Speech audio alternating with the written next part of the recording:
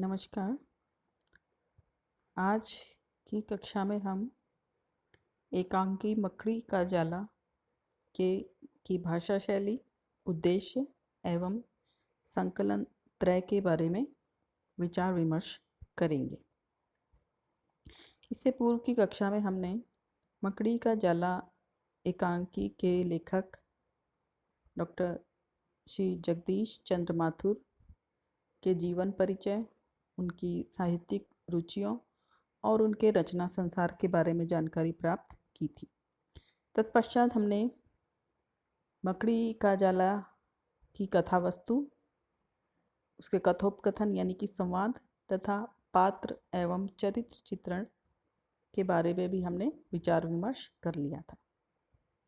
इसी के संबंध में आगे आज हम इसकी भाषा शैली, उद्देश्य और संकलन त्रय पर चर्चा करेंगे और इनकी कसौटी पर एकांकी को परखने का प्रयास करेंगे।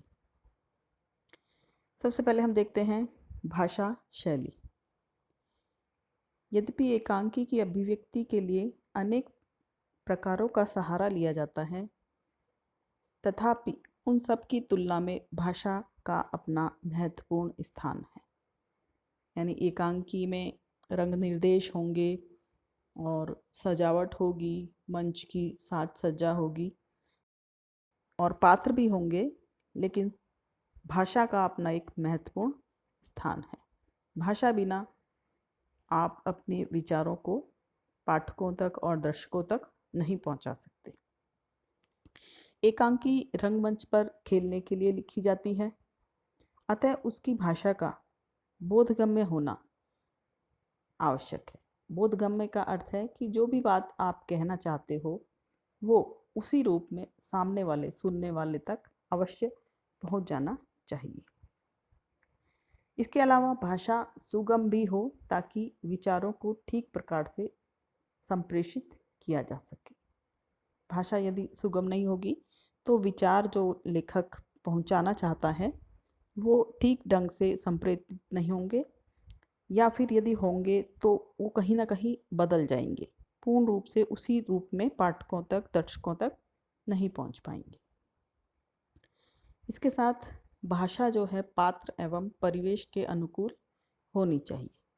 ग्रामीण पात्र है तो वो ग्रामीण लहजा उनका होना चाहिए, ग्रामीण शब्दावली का प्रयोग किया जाना चाहिए।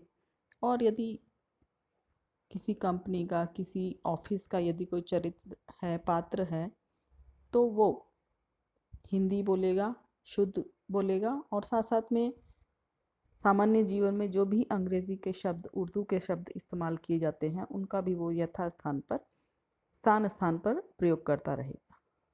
तो भाषा जो है पात्र एवं परिवेश के अनुकूल होगी तभी अच्छी लगेगी।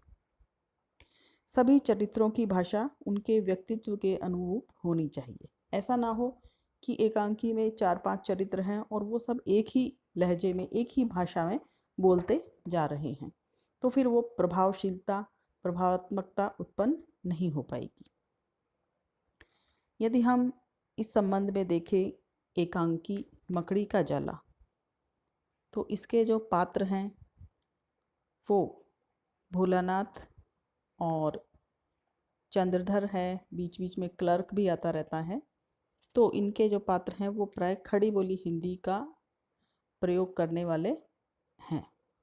और साथ साथ में चूँकि ये जो साज सज्जा है ये एक कंपनी का ऑफिस है, तो उसी के अनुकूल यहाँ कुछ इंग्लिश के शब्दों का प्रयोग भी बीच बीच में होता रहता है।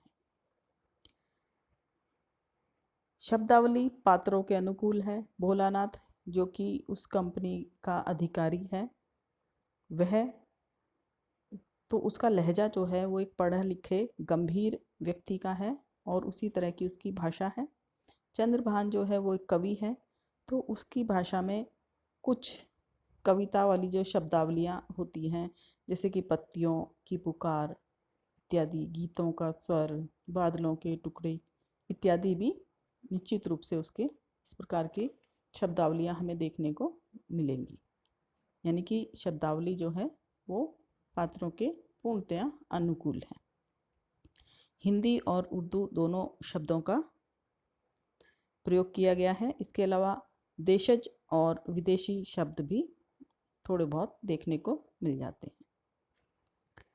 इसके अलावा यदि हम बात करें शैली की, इस एकांकी की शैली क्या है, तो इस एकांकी की शैली जो है वो नाटकीय शैली है।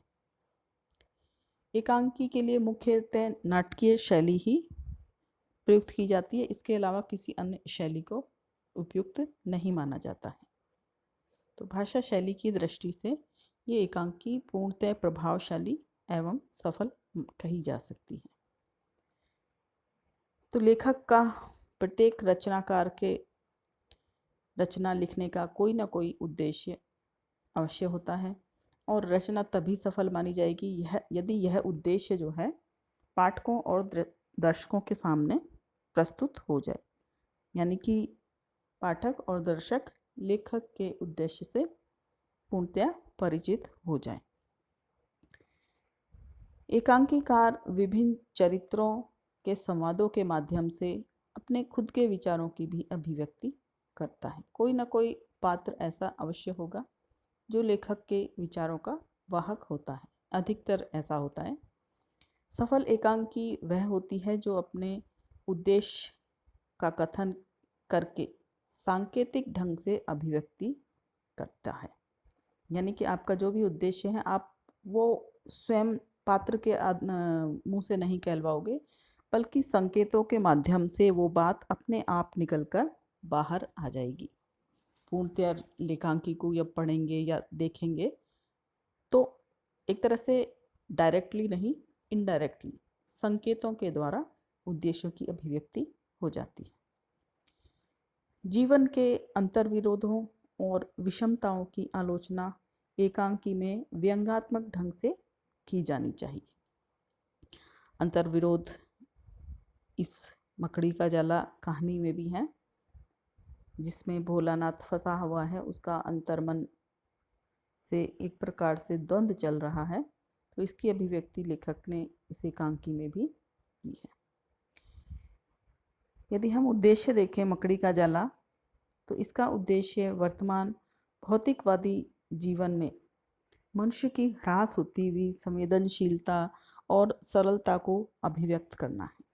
प्राचीन समय में व्यक्ति बहुत सरल होता था, सहज स्वभाव का होता था, उसको पहचानना बहुत आसान था।